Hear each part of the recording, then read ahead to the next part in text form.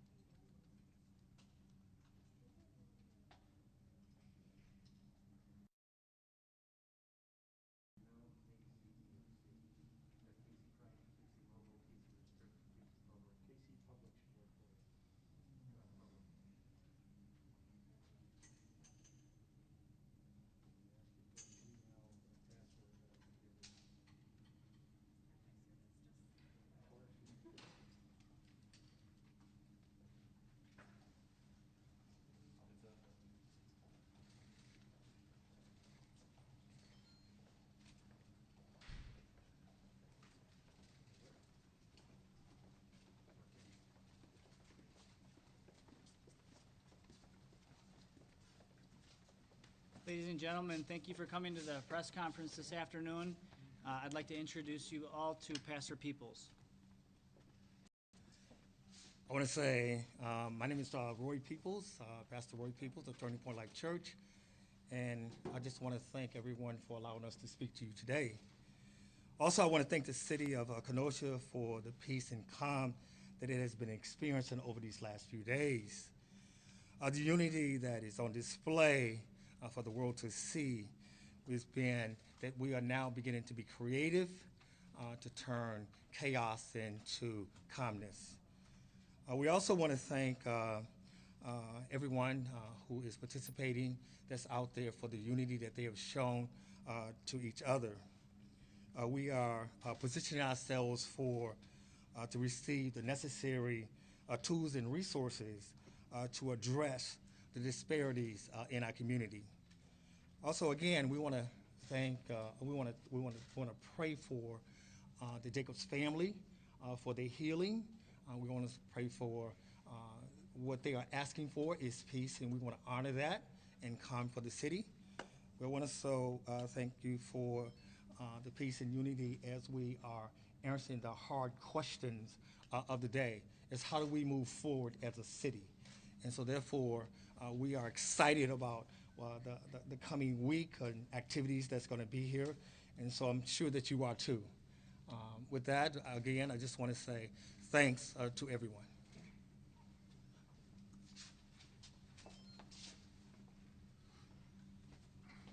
Well, I also want to give a special thank you to all the young kids, all the young people who came out over the weekend to paint, to show the support that they have for the community.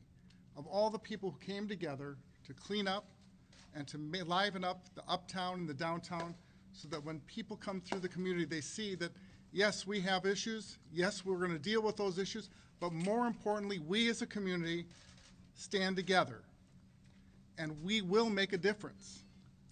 And so today, as I want to thank all of them, I also want to thank Pastor Peoples, because he is going to be doing a huge lift in helping us work through many of the issues that we have coming before us.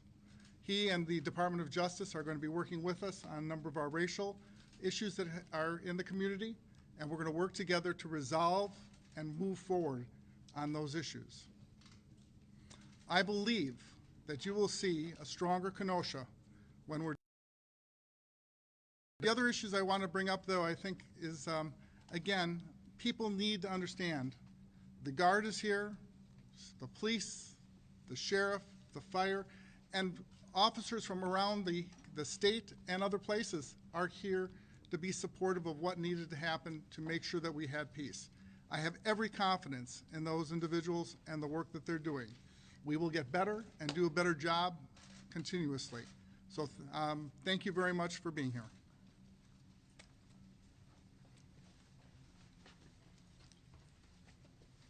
Jim Cruiser, Kenosha County Executive. It's been truly moving to see the people of Kenosha from all across our county coming together to respect, understanding, peace through prayer, peaceful protests, and showing the world our community in transforming the boarded up buildings into a beautiful tapestry. It's been very touching what the citizens have done here and for the world to see. I hope you all here had a chance to see them, and if you didn't, that's the rest of the story in Kenosha County. On August 4th, the county board approved a resolution declaring racism as a public crisis, health crisis, and I'm committed to this work. We're going to build upon our already strong partnerships with Pastor Peoples and the city, Adeline Green and the Coalition for Dismantling Racism, and many other organizations have been doing great work here in Kenosha County. I've also heard the call for transparency, and I can tell you that body cameras for the Kenosha County Sheriff's Department will be in the budget that I will present October 6th for implementation in 2021. I want to thank our community for adhering to the curfew last night and for the number of nights we've had and letting protective services do their work. And I encourage more tolerance, peace, and unity as we rebuild Kenosha County community to be even stronger tomorrow than it is today. Thank you.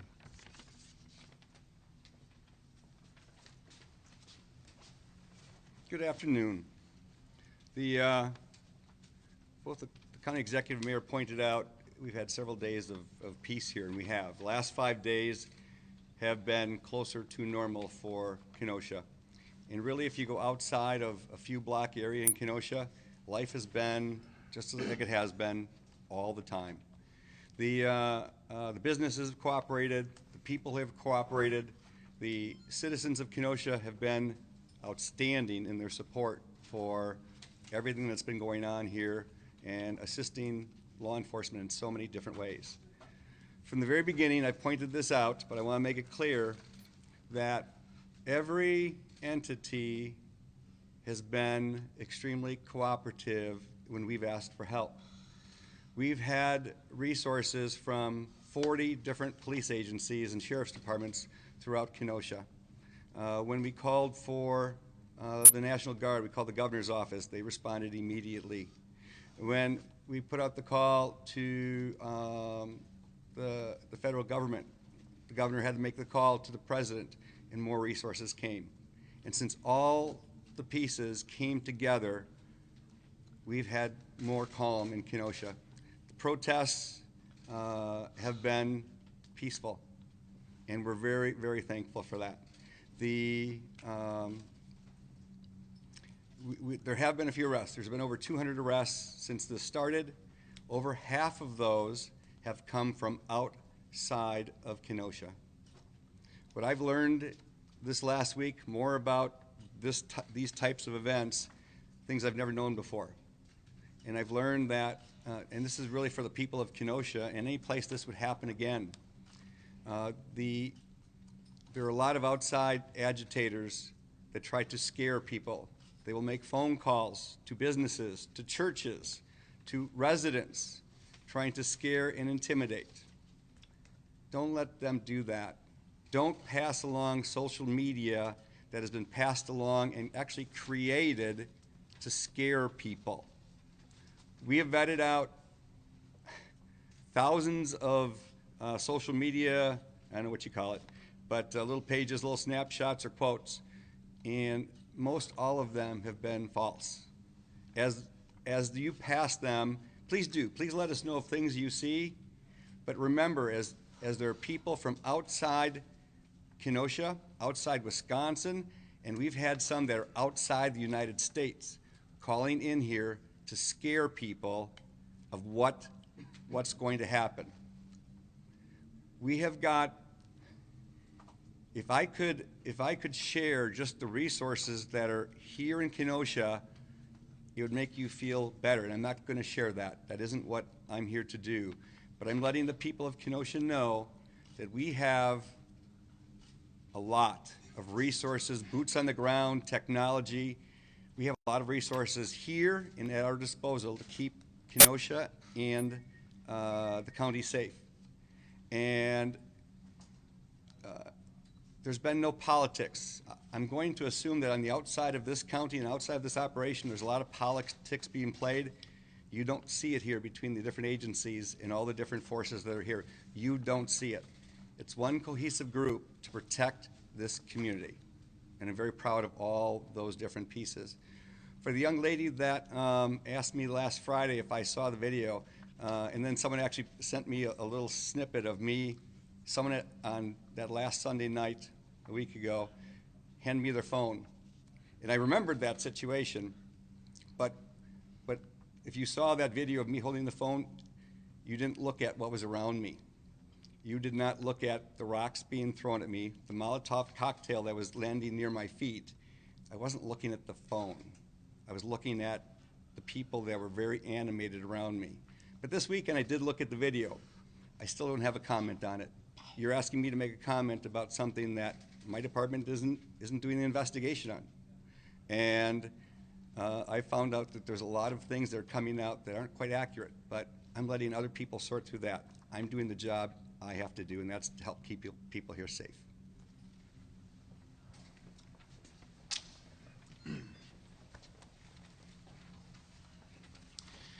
Good afternoon. I'm Major General Paul Knapp, Wisconsin's Adjutant General.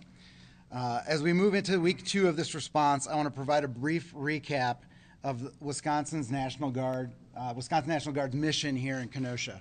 I'd like to start by doing also a recap, something I think that I've discussed a couple times in this forum, but I think it bears repeating, and that's the process and how it works when we get called out. So what happened was the events of the 23rd of August occurred after 5 p.m. And shortly thereafter, when the unrest started to occur, local authorities here, local officials and authorities made contact that evening, as early as that evening, with the governor's office and emergency management, and started the process to have a guard response. And then what that works, or how that works, is once the governor approves, we can send in our quick reaction force, and I can activate the quick reaction force based on the governor's authority.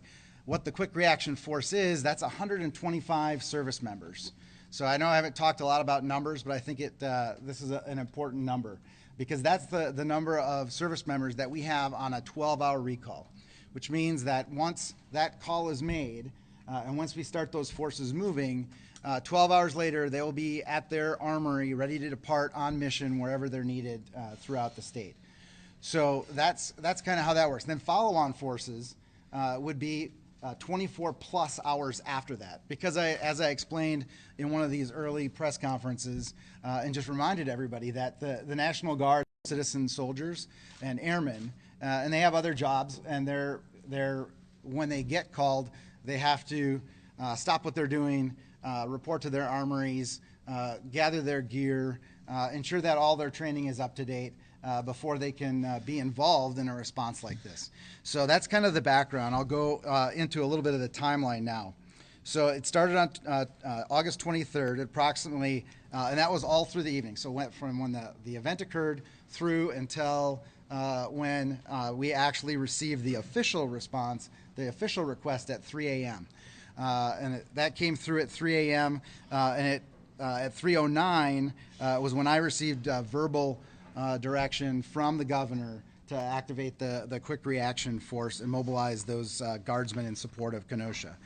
To be perfectly clear, there were a lot of calls, both between the locals and the State Emergency Operations Center and the governor's office, and then also with me, and then me notifying my subordinate commanders to be on alert for this mobilization coming up. So I just want to make everybody aware that there was a lot going on between when this event took place and 3:09 when I got the verbal go-ahead from the governor. At that time, that was at 3:09, and then I gave the authorization to mobilize troops in accordance with the county's request. And there were numerous calls, which I mentioned during that time frame.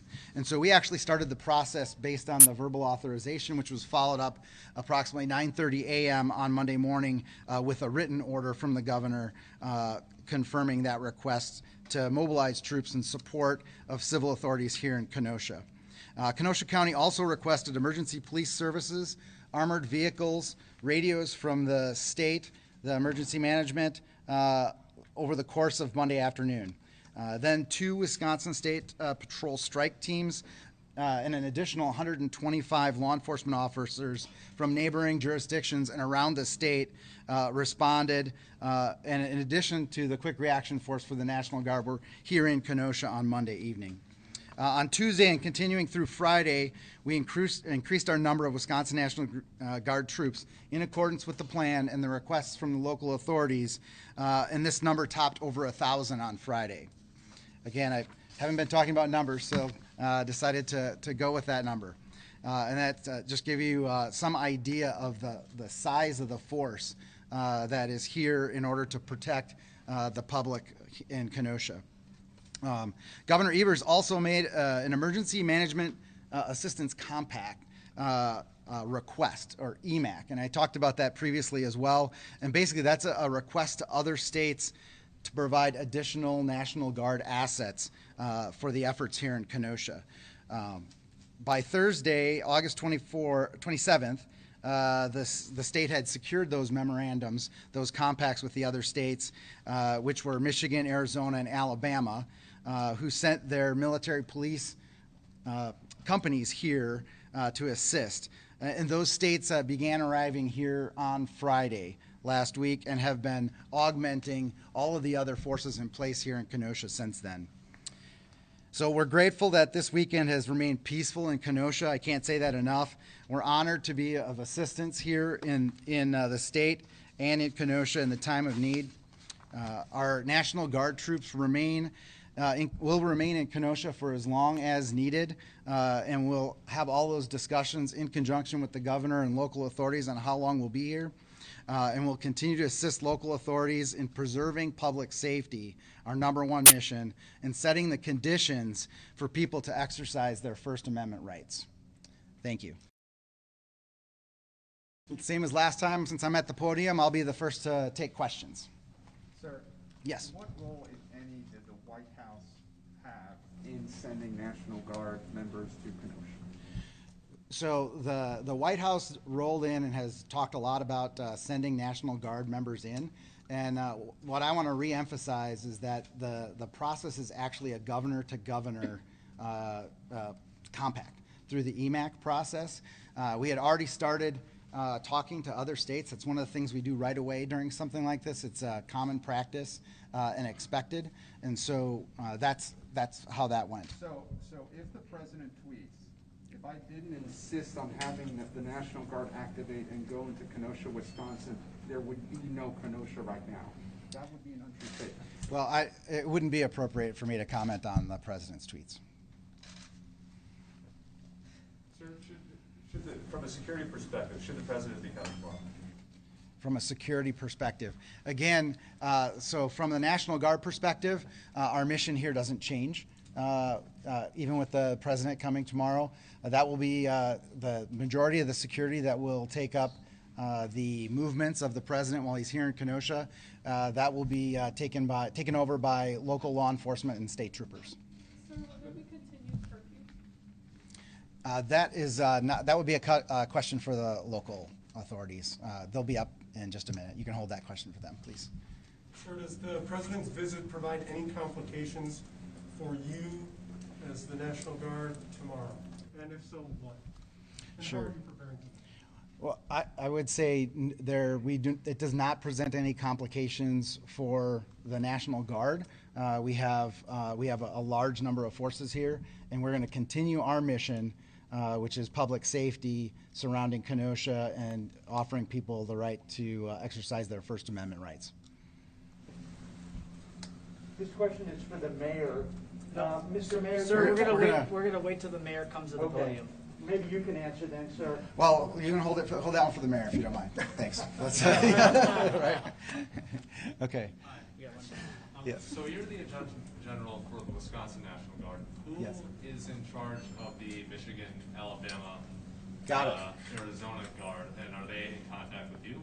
That's a great question. So under these compacts between the governors, what that does is that sends the service members from the other states here to Wisconsin, and they're under my operational control and command here on the ground. They remain under the administrative control of their home states, but we are in contact with them. In fact, I've been out and visited soldiers from all the states that are here represented from outside of Wisconsin. Sir, you indicated there's 1,000 on the ground as of this weekend. Is that the number that it remains right now, and do you expect that number to rise? It's over 1,000, and that number will remain constant until we have a conversation with the local authorities and all of the other law enforcement agencies that are participating here, and we decide that it's the appropriate time to start to scale back. And that's over 1,000 Wisconsin National Guard members, and it does not include the National Guard members from other states, which I'll tell you are over 500 from other states. So the number's 1,500 right now. Well, And yeah, when more will than you 1,500. reevaluate that? We reevaluate that on a daily basis. How do you determine which states to call from? So what we did is, the question was, how do we determine which states we call from? Well, we started having conversations with states that we have a relationship with, the nearby states.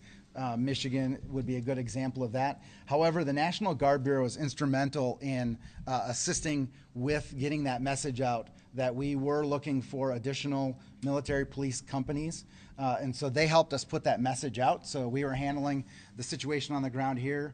And then the National Guard Bureau, which is in D.C., they then put out the message to the other 53 states and territories for assistance. Okay. No further questions for? Oh, I see one over here. Could you elaborate a bit on last Monday night's law enforcement strength in town? You said something about there were 2 state patrol strike teams. How many per team, roughly? You know what? I actually don't know the exact number of a strike team, so I'm not gonna say it's a Yeah.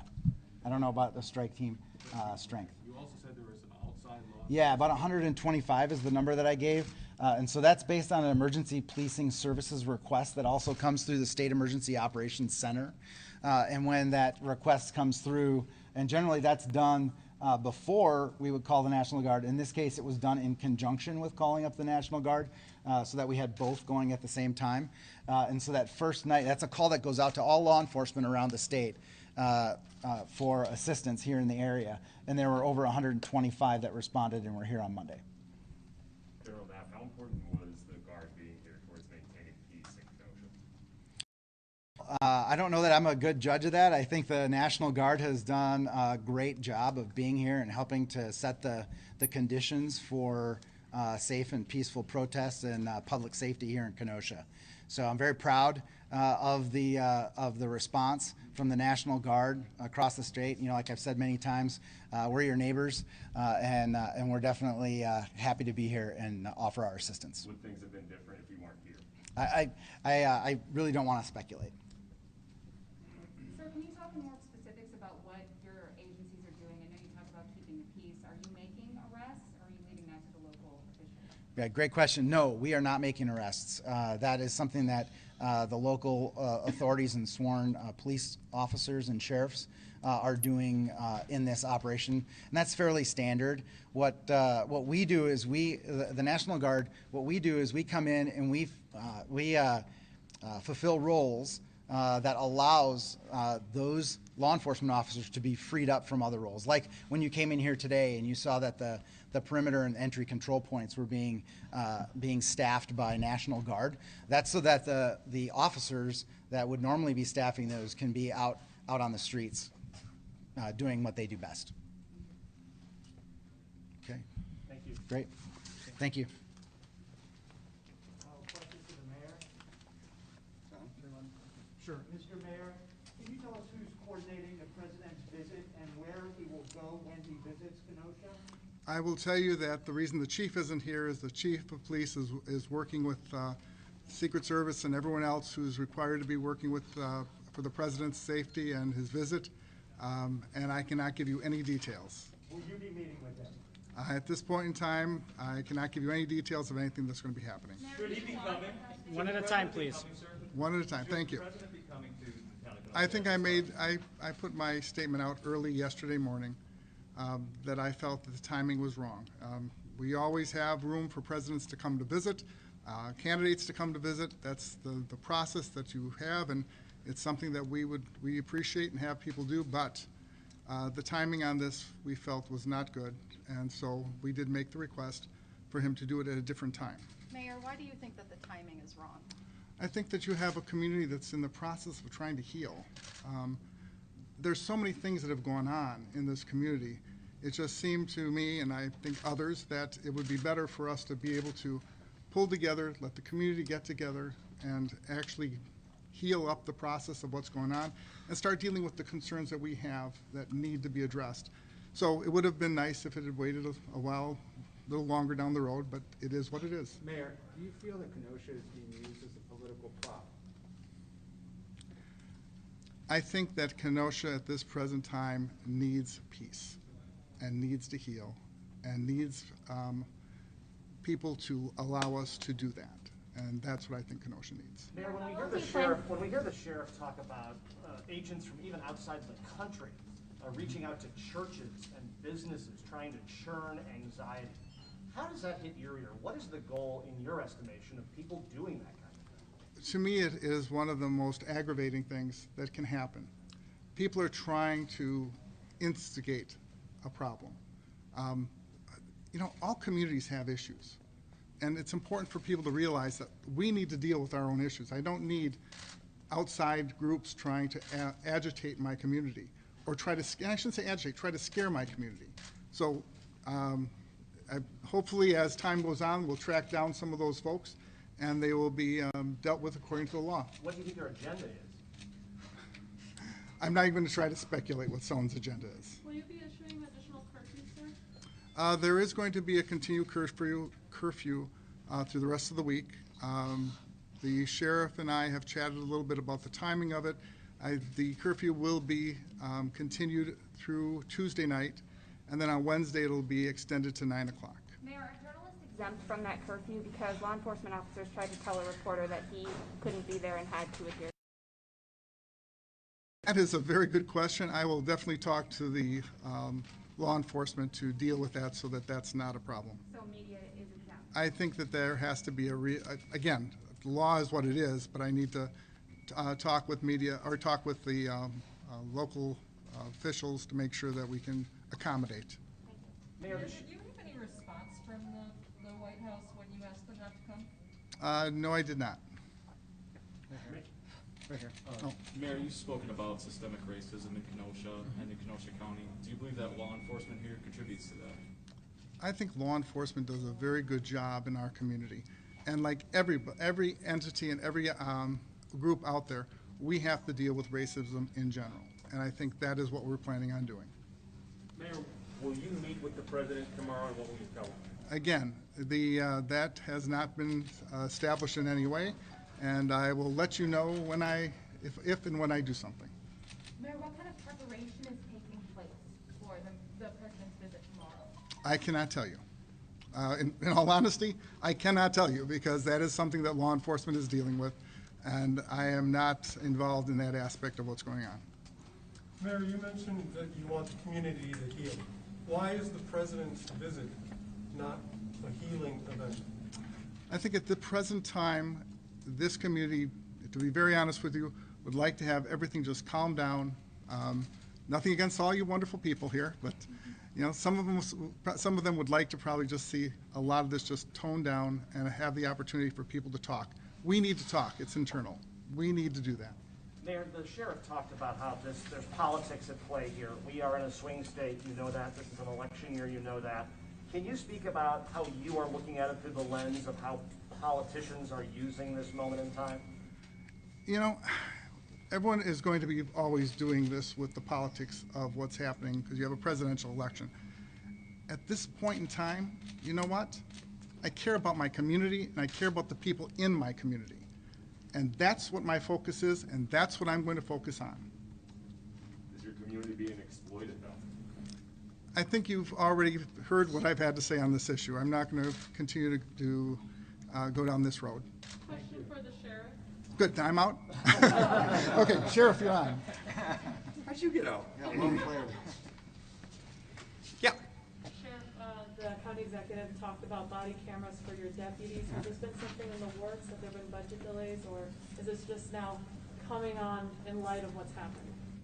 No, we've been working on body cams for several months, so this isn't anything new.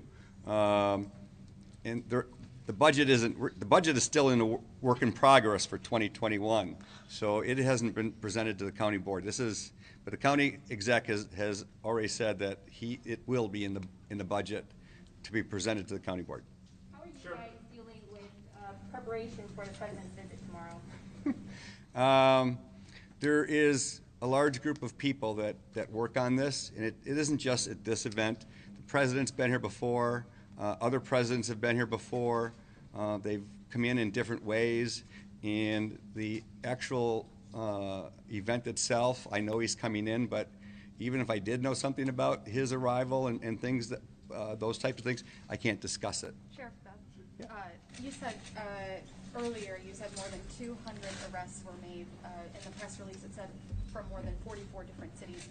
Two-part question. Can you talk about what cities, and are we seeing a city in particular more than others? And can you show us pictures of the weapons that were seized? When I said earlier there were over 200 arrests, and I think the numbers were kind of mixed together. There are 40 law enforcement agencies from throughout the state here. I don't know the exact states that people came from. I think there were, if I remember right, there were about 205 arrests and 114 were from out of state or out of Kenosha. Okay. It says arrest numbers include of people from 44 different cities. Can you talk about I didn't get that number, so maybe our department put out a press release like that. And maybe they read that to me earlier, but I didn't write that down. I tried to write keynotes. And the weapons, what kind of weapons? Can you show us the weapons that were seized? I don't have those. Those would all be processed and evidence. I don't have those. I don't know what kind of weapons there were. I just don't. Sheriff, the Kenosha Bring it back. Police Association has said that Blake fought with officers and refused to drop a knife. Obviously, other side is saying that is not true. This is what's leading to a lot of frustration and confusion. They're also saying their efforts to tase him failed. Can you please shed some light on any of this, please? Well, and I can't, and the major reason for that is DCI did the investigation. For me to give any details that my department is not investigating, that'd be completely inappropriate. So DCI, I know that they're trying to get this done as expediently as possible, but I don't have comments on the investigation. I just can't do it.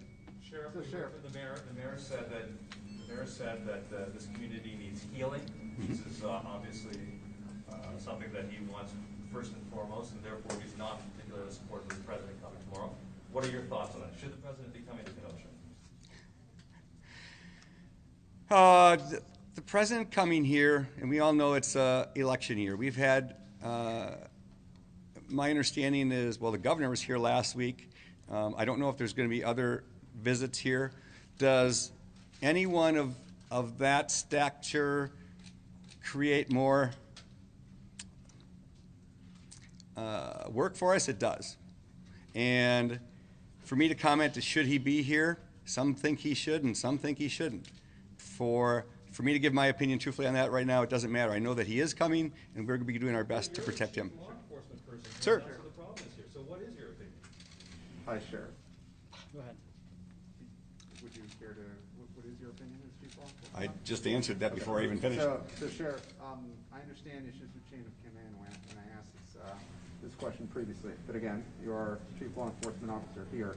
When the president tweets, if I didn't insist on having the National Guard activate and go into Kenosha, Wisconsin, there would be no Kenosha right now. Is that a false statement? Truthfully, the person who could answer that better, all I know is that when we requested the National Guard, we sent it to Madison, and Madison sent people down here. General Knapp was one of the first ones here. Who that gets coordinated through, that's one of the things that's not in my world, and I think he answered that kind of already. But I don't know the steps. I can't tell you. How safe will the president be tomorrow? Hopefully very safe. It's quite an operation to get a president here, to get the governor here. There's a substantial amount of resources to escort the governor around. The president's even a higher level, and vice president is in that same realm too. So the president is going to be hopefully quite safe here. That's our goal. Sheriff, can you provide any update on the Rittenhouse investigation? That's the city police department and the FBI. I mean, I know the basics of it, but I have no update on it. Sir? Is the Kenosha County Sheriff's Department working with federal agents in the city? Absolutely. We're working the sheriff's department, 40 other law enforcement agencies from out the state, a huge number of National Guard and resources from the federal government are here working together as one entire unit to protect the city. Yes, sir. There's a national reckoning right now with police reforms and such in the wake of both George Floyd and Jacob Blake shooting now. Do you believe that there are any reforms necessary in Kenosha or at the state level or at the federal level? I'm open to anything they want to present, any kind of special training or anything they want to do. I'm open for making whatever changes we can. And I have not seen what those reforms are, so I really can't comment on them. But if there's ideas that we can do things better, I'm all for it. Sheriff, you said you didn't see the video on Friday, then you said you decided to watch it over the weekend. Why that decision now? Because a young lady asked me if I'd seen it, and I watched it. Because she said it, not because of your experience in law enforcement? I'm not an investigator. When I was on the road many years ago, I did okay on the road as an investigator as a deputy sheriff. Other people are much more talented than I am to put that type of evidence together. My world right now for the last 18 years has been to do this type of thing with media. It's been to meet with the public. It's been to run the sheriff's department. I let the investigation part go to the people that in my department and other departments that do it much better than I do. And part of the other thing is I'm out here speaking to all of you to give my opinion on very short little clips.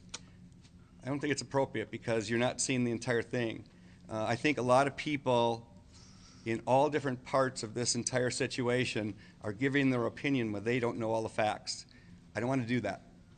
Sheriff, you talked about individuals reaching out to businesses and churches, trying to rile them up, some from outside the country. Can you give us some detail on what you think the motives are there? Where are they coming from outside the country? And what are the messages? Let's see. I know one church that I don't belong to had a phone call and asked if I was a member of their church. And then when the pastor there asked about it, they hung up. There are businesses here that have some real shirt-tail connections to the sheriff's department. And they called and said that they would be, I don't remember exactly what it said, but they were threatened in some way. I don't remember if they were going to harm them. I don't remember that part. I've seen little clips on social media that people would forward to our staff, and they'd research it, that there are 6 buses coming down from Wauwatosa, and they're ready to, do whatever. Well, we look into that stuff, but it never materializes. Another one that they said that this group was going to go out into the county in different subdivisions and different towns, and they were going to start burning and looting, which created a big scare for people in Kenosha. And we looked into it. We have, as I said earlier, we have a lot of resources here investigating that stuff, and a lot of it gets out to the public, it gets spread thousands of times over, and by the time we can actually research it, 1,000 people know about it and they're afraid. So I'm just trying to, my goal with explaining this is there is a huge amount of misinformation put out there by people wanting to scare citizens here in Kenosha. And I wish I could make it stop, but I don't think I can. But I want the people of Kenosha to know that huge amount of resources here to protect you, and you won't see them all.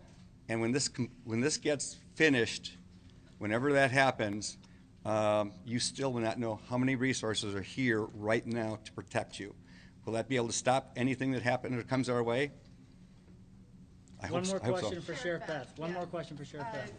Of the people arrested, can you say how many were protesters? Do some of them just live here, and were they out past curfew? Can you elaborate on that?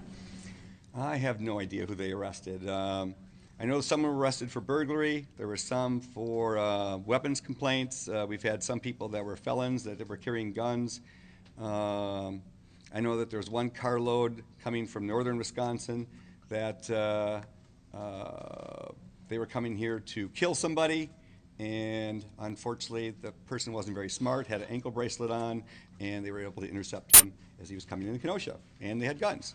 So what do you mean they were coming to kill somebody? What?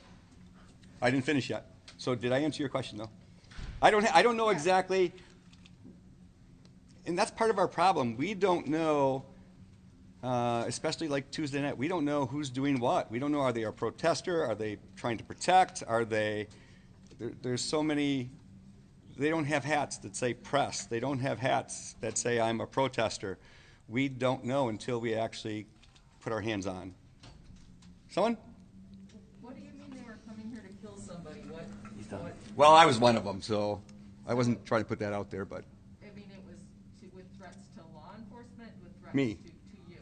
Yeah, I think me and the chief. We have a lot of friends, and I don't want to speak for the chief of police, but there's a lot of things that our bodies physically won't take with all the threats that we have. It just won't fit. Sheriff, you touched on the video of you watching the video, and you mentioned Molotov cocktail was being thrown. Can you elaborate more on that situation and what was going on? Were you injured by any of the? You said bricks were being thrown. Can you talk more about that? That entire time, it got worse and worse as we went into the evening. And by the time we finally got out of there, there was one city squad car that was completely destroyed that I ended up barely getting into. The captain was struck in the head by a brick, and he fell right in front of me. And then we were trying to leave that area as calmly and quickly as we can to protect us, to get the group to hopefully calm down. And that was processing a crime scene is not easy. And it took, I don't remember how many hours it took, but yeah, I was getting all kinds of things thrown at me, Molotov cocktails. I was getting, I don't even know what they were throwing at me, but I could feel the ground rumble near me. And While you were watching that. yeah, and if you, and again, I saw that, and the group that's standing around me was very animated. And I remember it very clearly. I was watching, I had it here, but I'm watching everything else around me and trying to also watch in the air to make sure nothing's coming my way, because there was before that, and I can't tell you what was thrown at me at that time. That's the last question for the sheriff. Thank you. A follow-up, when you say someone was trying to kill people, was that a post that was made on social media? Were you guys being threatened directly, or can you elaborate on that a little bit more? That's the last question. I'll do that one. Let's see. I don't know how we found out about that group of 3 that came down from northern Wisconsin. I don't know how we found out about that one. I was alerted to it, but there have been some emails and stuff that are a little bit more directed toward certain people, myself being one of them. And how those 3 were picked up at the beginning, I don't know that. It's a great question, but I don't know that answer. Okay, thank you. Any questions for the county executive? Yes, sir. Could you step to the podium? Will you be meeting with the president tomorrow, and what is your opinion on him? I don't know the agenda of the president's visit, and I have not been contacted to meet with the president. What's your reaction to him coming to visit? Well, I put a statement out also, and basically, it's not the ideal time.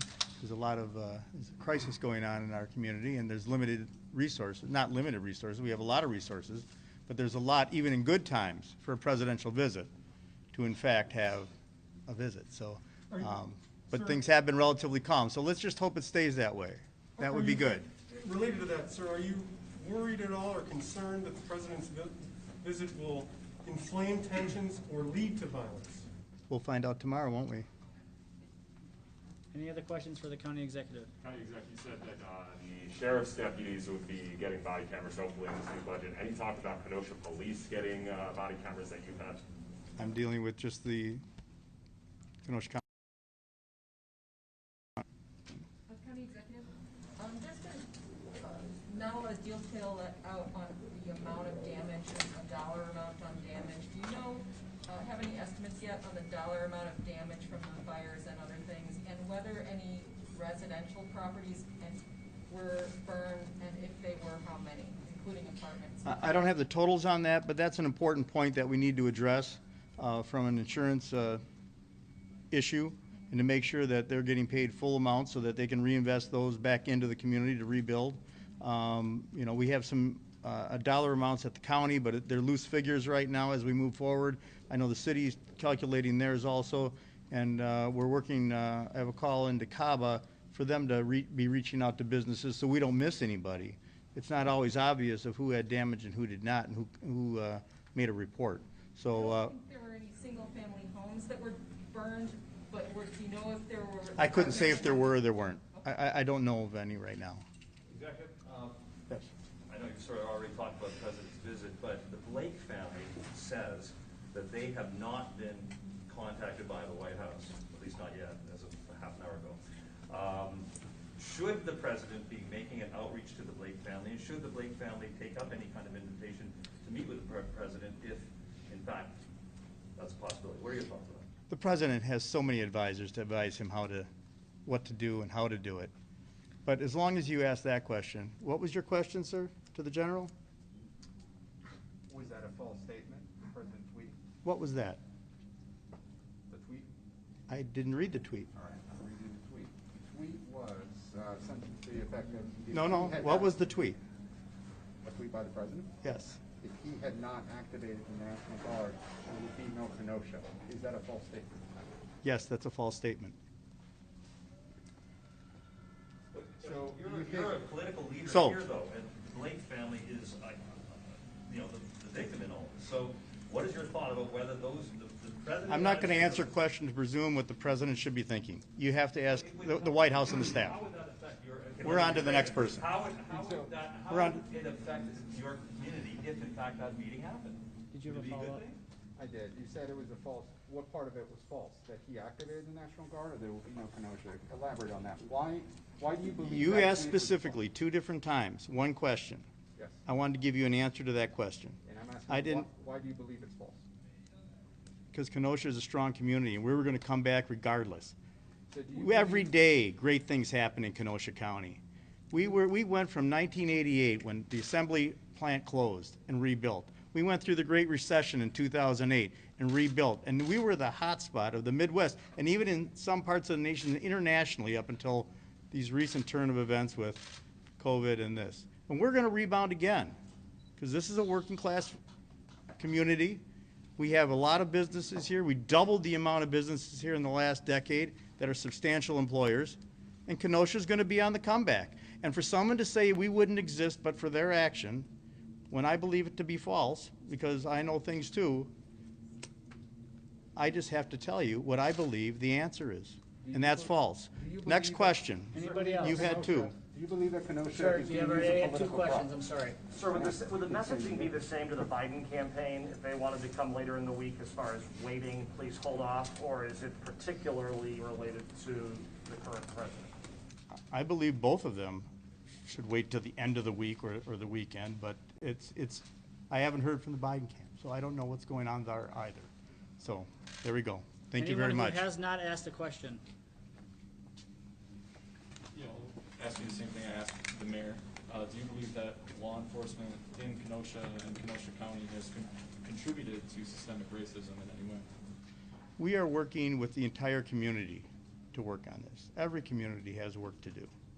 And we're going to be taking those steps, not in the short range, but also in the long range, of how we do training and working with our people and our community.